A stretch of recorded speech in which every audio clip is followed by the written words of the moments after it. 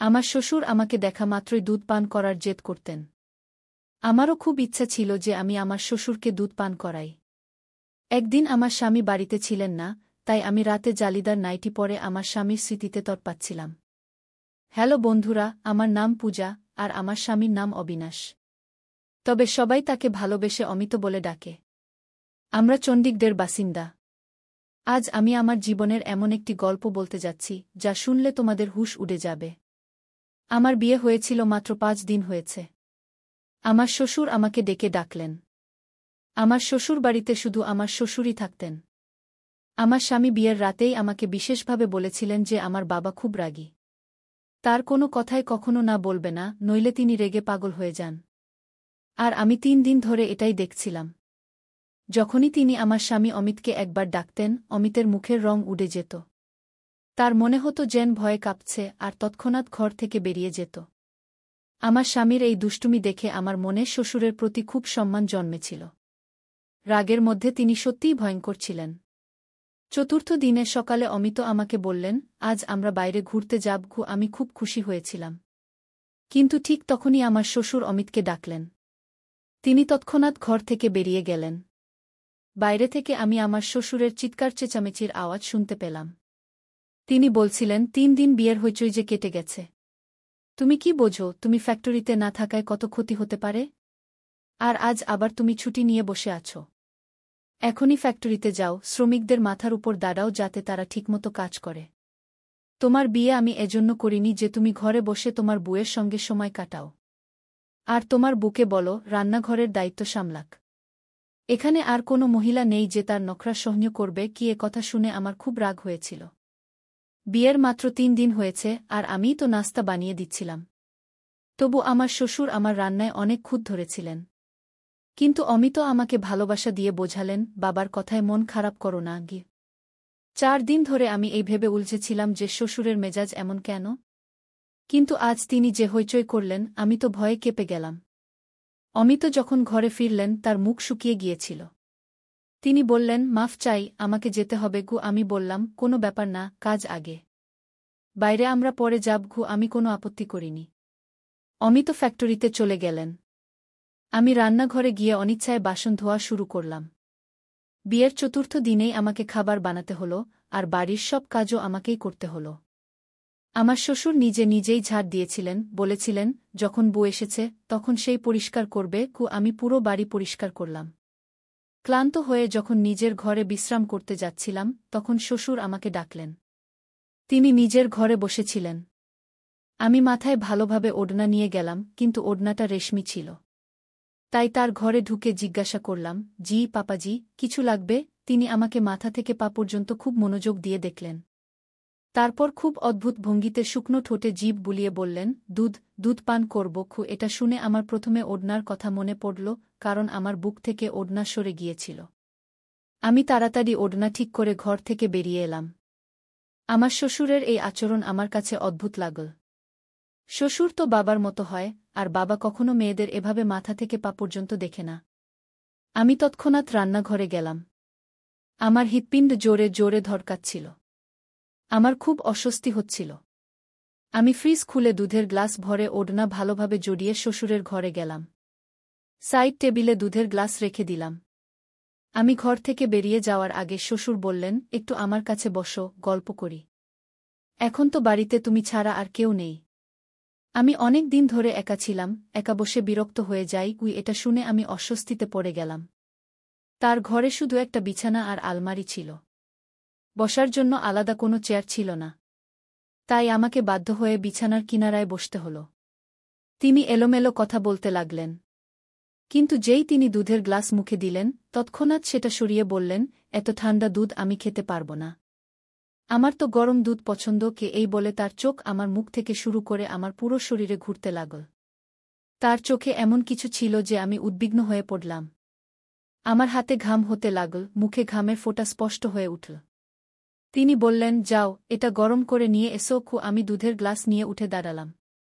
3 দিন ধরে আমার শ্বশুর খুব রেগে কথা বলছিলেন যখন অমিত বাড়িতে থাকতেন। কিন্তু আজ তার সুর খুব নরম ছিল। মনে হচ্ছিল না যে এই সেই শ্বশুর, যিনি 3 দিন ধরে অমিতকে চিৎকার করে ডাকছিলেন আর রেগে কথা বলছিলেন। আমি দুধ পাত্রে ঢেলে একটু গরম করে আবার গ্লাসে ঢেলে তার কাছে নিয়ে গেলাম। গ্লাস এগিয়ে দেওয়ার সময় তিনি গ্লাসের সঙ্গে আমার হাতও ধরে ফেললেন। আমার যেন পুরো শরীরে কারেন্ট বয়ে গেল। আমি ভয়ে হাত ছাড়ানোর চেষ্টা করলাম, তিনি আমার হাত ছেড়ে দিলেন। আমি ঘর থেকে বেরিয়ে যাচ্ছিলাম, তিনি বললেন, আরে কোথায় যাচ্ছ? এখানে বসো, আমার সঙ্গে গল্প করো। এই একাকিত্বের সাপ এখন আমাকে আরও বেশি কামড়াচ্ছে। এই বলে তিনি একটা ঠান্ডা নিঃশ্বাস ফেললেন। আমার আরও বেশি অস্বস্তি হচ্ছিল। তার কথা শুনে আমার অদ্ভুত লাগছিল। তারপর তিনি বললেন, বিয়ের পরের দিন তুমি যে কালো রঙের ফ্যাশনেবল পোশাক পরেছিলে তাতে খুব সুন্দর লাগছিল। আজ সন্ধ্যায় ওটাই পরো। এটা শুনেও আমার খারাপ লাগল। এই অনুরোধ তো অমিতের আমার কাছে করা উচিত ছিল, শ্বশুরের নয়। এরপর থেকে আমার শ্বশুরের আচরণ আমার কাছে অস্বস্তিকর হয়ে উঠল। অমিত যখন অফিসে যেতেন তিনি আমাকে তার ঘরে ডাকতেন। অদ্ভুত দৃষ্টিতে দেখতেন, বারবার শুকনো ঠোঁটে জিভ বুলিয়ে বলতেন, আমি দুধ পান করব। গরম দুধ দাও। আমি দুধ দিয়ে চলে যেতে চাইলে তিনি আমার হাত ধরতেন, বলতেন, আমার কাছে বসো, গল্প করো। আমি কি গল্প করব? আমি কাজের অজুহাতে বেরিয়ে যেতাম, বলতাম, খাবার বানাতে হবে, বাসন ধুতে হবে। আসলে আমার এসব ভালো লাগছিল না। আমার মন অস্থির হয়ে উঠছিল। আমি ভাবছিলাম অমিতের সঙ্গে কথা বলা উচিত। কিন্তু কিভাবে বলবো? তিনি তো বাবার সামনে একটা কথাও বলতেন না। শুধু মাথা নিচু করে কি জি পাপা ই বলতেন। একদিন আমি রান্নাঘরে কাজ করছিলাম, হঠাৎ শ্বশুর এসে আমাকে পেছন থেকে ধরে ফেললেন। আমাকে টেবিলের সঙ্গে ঠেলে দিলেন এবং যা করলেন তাতে আমি আমার সম্মান বাঁচিয়ে নিজের ঘরে চলে গেলাম। ঘরের দরজা বন্ধ করে দিলাম, খিল লাগিয়ে দিলাম। বিছানায় বসে পড়লাম। অস্থিরতা আমার উপর ভর করেছিল। আমার পুরো শরীর কাঁপছিল। আমি ভাবতেও পারিনি যে আমার শ্বশুর আমার সঙ্গে এমন কিছু করতে পারেন। আমার চোখ থেকে অশ্রু ঝরতে লাগল। আমি ঠিক করলাম অমিতের সঙ্গে কথা বলবো। আমি সারাদিন কোনো কাজ করিনি, নিজেকে ঘরে আটকে রেখেছিলাম। শ্বশুর বারবার দরজায় টোকা দিয়েছিলেন, বলেছিলেন তিনি ক্ষুধার্ত, আমি তাকে খাবার দিই। কিন্তু আমি কিছুই দিইনি। আমার জায়গায় যে কেউ থাকত সেই এমন করত। রাতে দরজায় জোরে টোকা পড়ল। অমিত ছিলেন। তিনি বললেন, রবিনা, দরজা খোলো। এটা কি অসভ্যতা? কেন সকাল থেকে দরজা বন্ধ করে ঘরে বসে আছো? অমিতের গলা শুনে আমি দরজা খুললাম। দরজা খোলার সঙ্গে সঙ্গে বাবা ছেলে দুজনেই আমাকে রাগের দৃষ্টিতে দেখছিলেন। বললেন, তোমার একটুও লজ্জা নেই? আমার বাবা সকাল থেকে না খেয়ে আছেন, আর তুমি তাকে রুটিও দাওনি। তার ডায়াবেটিস আছে, তার শরীর খারাপ হলে এর দায় কে নেবে? আমি বললাম, আমি তার দায়িত্ব নিতে পারব না। ভালো হয় আপনি অন্য ব্যবস্থা করুন। আমার এই কথায় অমিত রেগে গেলেন। বললেন, এটা কি অসভ্যতা? পেছন থেকে শ্বশুর বললেন, দেখছ, এখনো 7 দিন হয়নি, আর এর রং দেখাতে শুরু করেছে। আমি আগেই জানতাম এই মেয়েরা বিয়ের পর এমনই করে। আলাদা হওয়ার স্বপ্ন আগেই দেখে ফেলে। আমার স্বামী বললেন, আজ তুমি কথা বললে। পূজা, আরেকবার বললে তালাকের কাগজ হাতে দেব। আমি তোমাকে ত্যাগ করব। এটা শুনে আমার মুখের রং উড়ে গেল।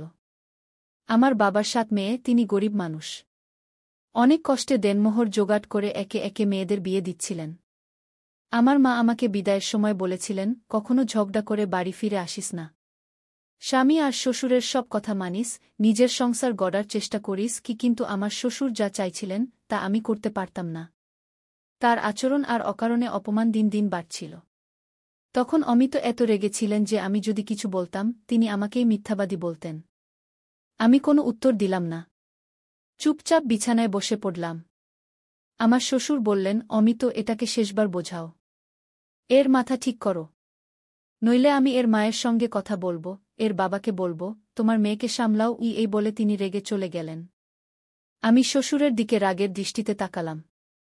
অমিত বললেন, তোমার সমস্যা কি? তোমার মাথায় কি 10 জনের দায়িত্ব আছে যে তুমি সামলাতে পারছ না? আমার তো একটাই বাবা মা নেই, ভাইবোন নেই।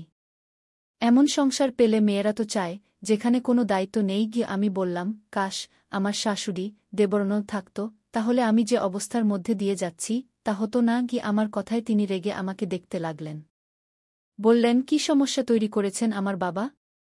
তোমার মাথায় শুধু দুবেলা রুটি দেওয়ার দায়িত্ব, তাও তোমার কাছে ভারী মনে হচ্ছে। দেখো, বাড়িতে ঝগড়া ফ্যাসাদ করা হয় না। আমি অফিস থেকে ক্লান্ত হয়ে আসি, এসব দেখতে পারি না। আমার শান্তি চাই। আমি শান্তির জন্যই বিয়ে করেছি, ঝগড়া দেখার জন্য নয় গু। আমি বললাম, অমিত, তাহলে তুমি তোমার বাবার বিয়ে দিয়ে দাও। এটা বলার সঙ্গে সঙ্গে অমিত আমার মুখে একটা জোরে থাপ্পড় মারলেন। বললেন, লজ্জা করে না এমন কথা বলতে? আমার বাবার বয়সে বিয়ে হয়? আমার বাবার দুবেলা রুটিও তোমার কাছে এত ভারী হয়ে গেছে যে তুমি রান্না করতেও পারছ না কি? আমি বললাম, তুমি আমার কথা বুঝছ না কি? তিনি বললেন, কি বুঝব? এটা অর্থহীন কথা। আমার বাবার বয়স ৬০ বছর। তার পা কবরে। তিনি ডায়াবেটিস, রক্তচাপের রোগী। আর তুমি চাও এই বয়সে তিনি একজন মহিলার দায়িত্ব নিক? আমি কি বলব? তার বাবা তো তার ছেলের বউয়ের দিকে নজর রেখেছেন। আমি বললাম, তুমি বিয়ে দিয়ে দাও।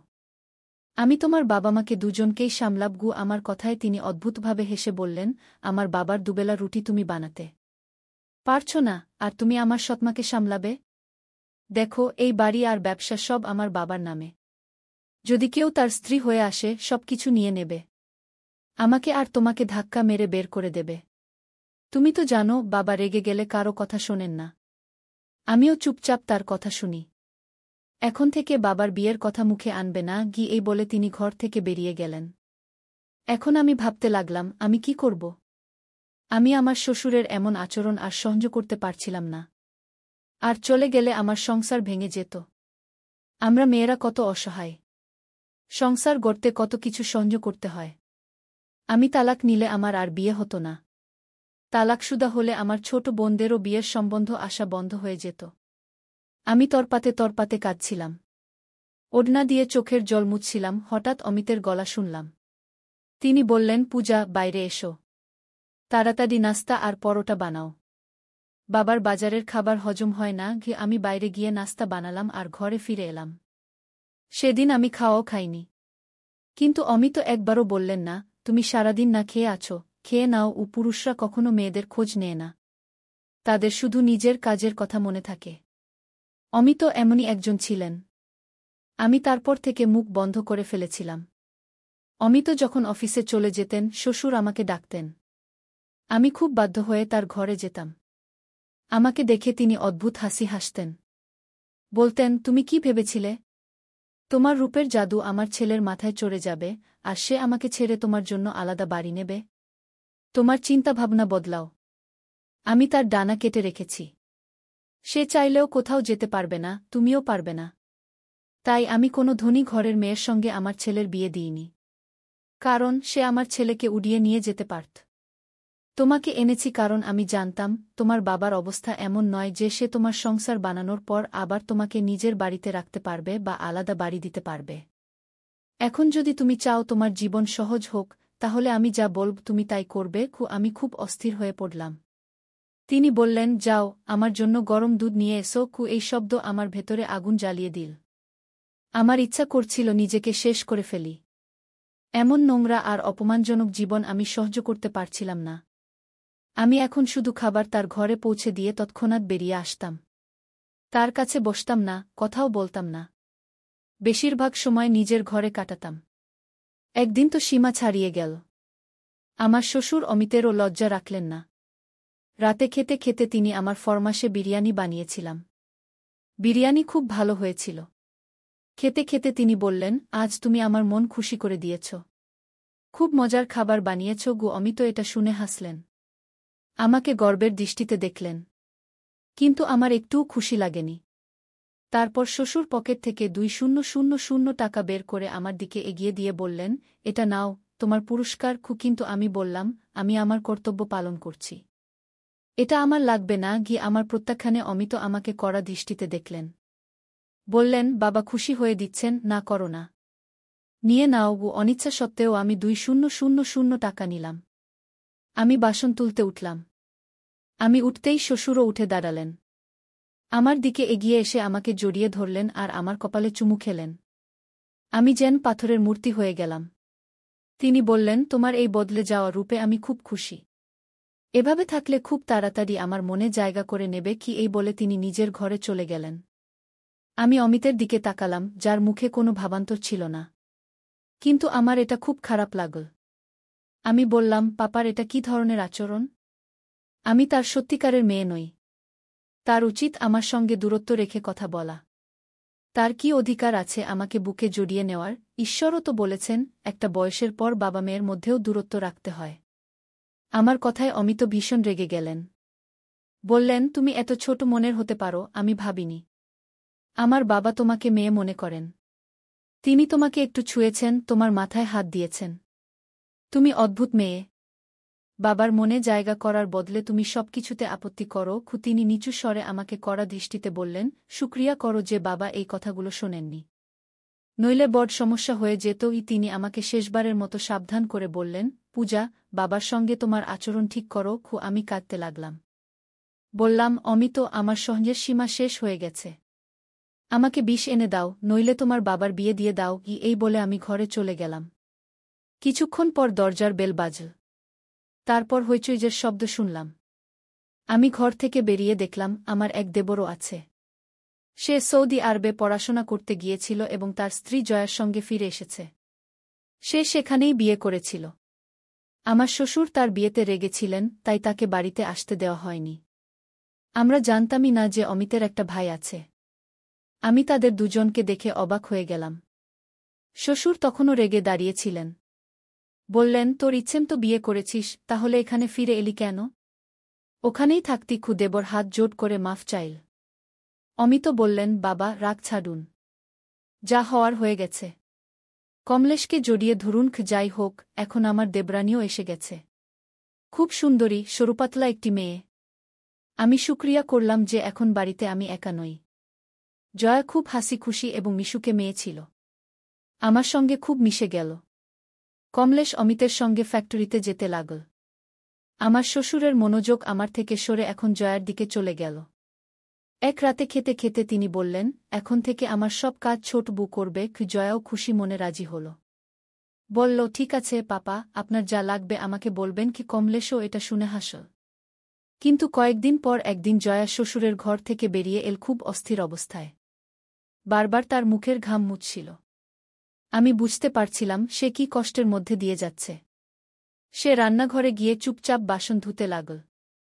আমি জিজ্ঞাসা করলাম, কি হয়েছে? সে বলল, পাপার অভ্যাস আমার কাছে খুব অদ্ভুত লাগে। অদ্ভুত দৃষ্টিতে দেখেন। কখনো হাত ধরে ফেলেন, কখনো হঠাৎ জড়িয়ে ধরেন। কখনো এমন কথা বলেন যে শুনে আমার কানের লতি লাল হয়ে যায়। আমি কমলেশের সঙ্গে কথা বলবো। সে বলেছিল তার বাবা খুব ভালো। কিন্তু তিনি তো সুযোগ পেলেই আমাকে কাছে টানার চেষ্টা করেন। আমার এসব ভালো লাগে না। আমি বললাম, এই দুই ভাই কখনো তাদের বাবার কথার বিরুদ্ধে যায় না। আমিও এই কষ্টের মধ্যে দিয়ে গেছি। কিন্তু অমিত আমার কথা কখনো শোনেননি। সে বলল, আমি কিন্তু কমলেশের সঙ্গে স্পষ্ট কথা বলবো। যদি পাপা এই আচরণ চালিয়ে যান, আমি তাকে বলব আলাদা বাড়িতে যাব। তারপর আবার সেই ঝগড়া শুরু হল, যা আমার আর অমিতের মধ্যে হতো। কমলেশ বলল, আমি তোর সঙ্গে 2 বছর বিদেশে একা ছিলাম। এখন বাড়িতে এসে কি হল? 4 দিন বাবাকে রুটি বানিয়ে দিতে হল, আর তুই নতুন নাটক শুরু করলি। জয়া তালাক চাইতে শুরু করল। সেই রাতে অমিত যখন ঘরে এলেন তিনি খুব চুপচাপ ছিলেন। আমি বললাম, অমিত, এখনো কি বলবে আমি ভুল ছিলাম? আমার যে অভিযোগ ছিল, আজ জয়ারও সেই অভিযোগ। এর মানে পাপা কোথাও না কোথাও ভুল করছেন। আমি তোমাকে সত্যি বলছি, তার একজন স্ত্রী দরকার। তার বয়স 6-0 হলেও। তোমার উচিত ছিল মায়ের মৃত্যুর কয়েক বছর পর তার বিয়ে দিয়ে দেওয়া, তাহলে তিনি আমাদের সত্যিই মেয়ে মনে করতেন। আমার কথা এবার অমিতের মাথায় ঢুকল। তিনি একবার বাবার সঙ্গে দ্বিতীয় বিয়ের কথা বললেন। প্রথমে শ্বশুর রেগে গেলেন। বললেন, এই বয়সে আমি বিয়ে করব? তোদের মাথা খারাপ হয়েছে। অমিত বললেন, একজন বিধবা মহিলা আছেন। তুমি যদি তার সঙ্গে বিয়ে করো, এতে কোনো ক্ষতি নেই। তিনি 4-0-5-0 বছরের ভাইদের উপর নির্ভর করে কষ্টে জীবন কাটাচ্ছেন। প্রথমে শ্বশুর নাটক করলেন, কিন্তু 2-4 দিন পর নিজেই বললেন, ঠিক আছে, আমি ওর সঙ্গে বিয়ে করব। কিছুদিনের মধ্যেই আমার শ্বশুরের বিয়ে হয়ে গেল। এর ফলে বাড়ির পরিবেশ অনেকটা ভালো হয়ে গেল।